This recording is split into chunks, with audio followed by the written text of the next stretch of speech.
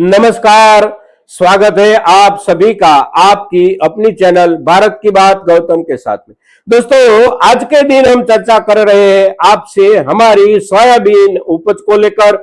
Soybean उपज की बाजार भाव की स्थिति इस सप्ताह की, साथ साथ बाजार भाव में सामान्य बदलाव जो आया है वो बदलाव के साथ जुड़ी हुई जो भी वजह है उस वजह की, और साथ साथ आने वाले दिनों में हमारे सोयाबीन की बाजार स्थिति किस ओर जा सकती है और बाजार स्थिति में बदलाव की शक्यता संभावना कैसी है, कितनी है और किस वजह को लेकर है, किस कारण को लेकर है, उसके ऊपर जब हम आपसे चर्चा करते हैं तो आज के दिन सबसे पहले देख लेते हैं इस सप्ताह की बाजार स्थिति। आज शनिवार का दिन है, अक्टूबर 4 दिनांक है और आज सप्ताह का अंतिम दिन है, आखिरी दिन है। तो कल बाजार चला था, परसों बाजार में दशहरा की वजह से अवकाश था और उसके पहले भी कहीं पर 2 दिन का अवकाश था। तो कहीं 3 दिन अवकाश रहा, कहीं 2 दिन रहा, कहीं पर 1 दिन अवकाश रहा।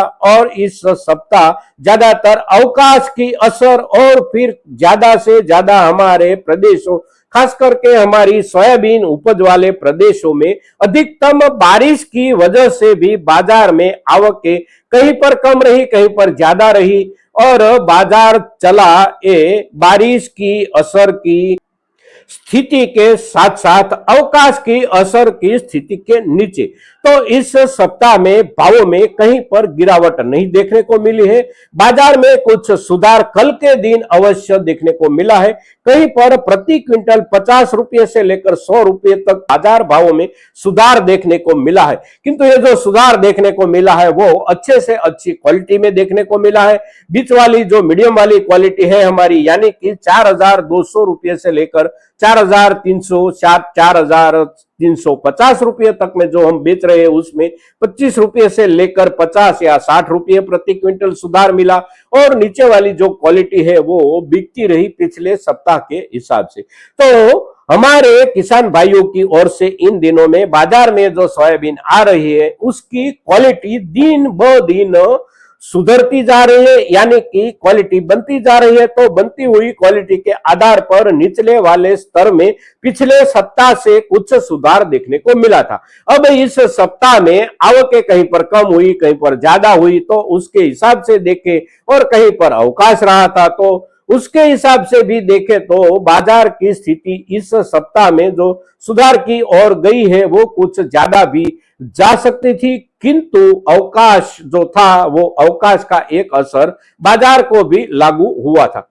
अब आने वाले दिनों में क्या हो सकता है, तो आने वाले दिनों के लिए हमारी सबसे बड़ी अपेक्षा, सरकार ने, मध्य प्रदेश सरकार ने जो भावांतर योजना लागू की है वो भावांतर योजना के तहत सरकार मॉडल भाव, कौन से भाव को मॉडल भाव बनाती है, साथ साथ मॉडल भाव बनाने के लिए कौन से मानदंडों के आधार पर वो मॉडल भाव बनाएगी, तो उसके ऊपर तरह तरह की चर्चाएं हो रही है। किंतु आने वाले नजदीकी दिनों में ही सरकार की ओर से अगर कुछ स्पष्टीकरण आ जाता है कि सरकार मॉडल भाव किस आधार पर तय करेगी और मॉडल भाव को 1 दिन, 2 दिन, 5 दिन या फिर कितने दिनों तक स्थिर रखकर चलेगी या प्रतिदिन मॉडल भाव में बदलाव करेगी, ये सभी मुद्दों के ऊपर सरकार की ओर से जितनी जल्द स्पष्टता आएगी उतना जल्द बाजार में उसका असर देखने को मिलेगा। साथ साथ राजस्थान सरकार की ओर से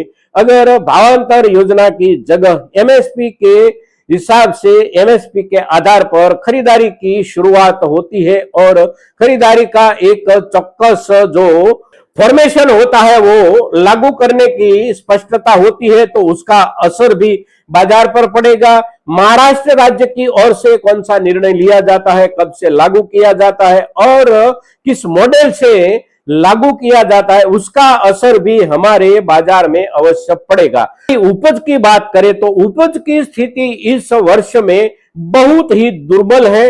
हमारे सभी मुख्य सोयाबीन उपज के प्रदेशों में कहीं पर बीमारी ज्यादा है, कहीं पर इन दिनों में बहुत ज्यादा बारिश है। हमारे किसान भाइयों की ओर से पूरे प्रयासों के बाद भी सोयाबीन में से बीमारियां हटा नहीं पाए हैं तो उसका असर अवश्य पड़ने वाला है इस वर्ष में सोयाबीन की उपज के ऊपर।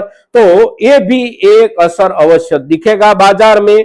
साथ साथ अंतरराष्ट्रीय व्यापार में कुछ हलचल आई है, और जो हलचल आई है उसकी जो खबर है वो ये है कि अमेरिका अपने यहां से जो उपज होती है सोयाबीन की वो अब चाइना को बेचने के लिए अपने पीछे वाले जो भी निर्णय है वो निर्णयों के ऊपर कुछ ना कुछ समाधान अवश्य ढूंढ रहा है। और वो अगर समाधान ढूंढता है और समाधान के बल पर उसके यहां से सोयाबीन खरीदारी के लिए चाइना की ओर से अगर सहमति दी जाती है तो चाइना आखिरकार वो सभी देशों से यानी कि ब्राजील, अर्जेंटीना और अमेरिका वहां से कितनी सोयाबीन खरीदने की अपनी ओर से सहमति देता है, साथ साथ कितने भावों से खरीदने की सहमति देता है, और उसके उपरांत उनके यहां यानी कि चाइना में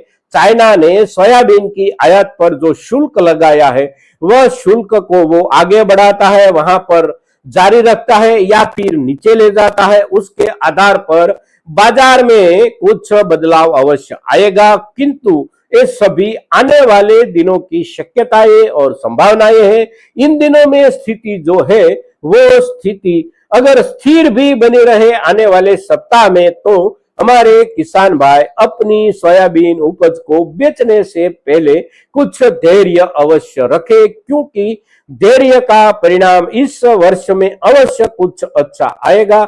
हमारी कितनी और कैसी सोयाबीन उपज है और हम उस सोयाबीन उपज को बेचने को लेकर हमारी कौन सी परिस्थिति का सामना कर रहे उसके आधार पर हम हमारी सोयाबीन उपज के ऊपर निर्णय करें। दोस्तों, अगर धैर्य रख सकते हैं तो धैर्य रखने में इस वर्ष में नुकसान की संभावना बहुत कम है।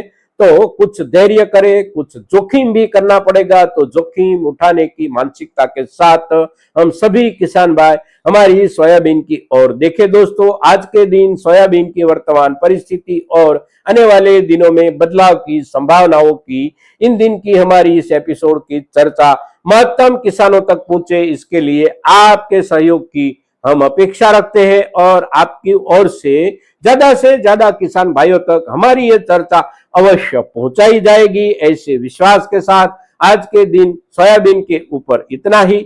जय हिंद, जय भारत।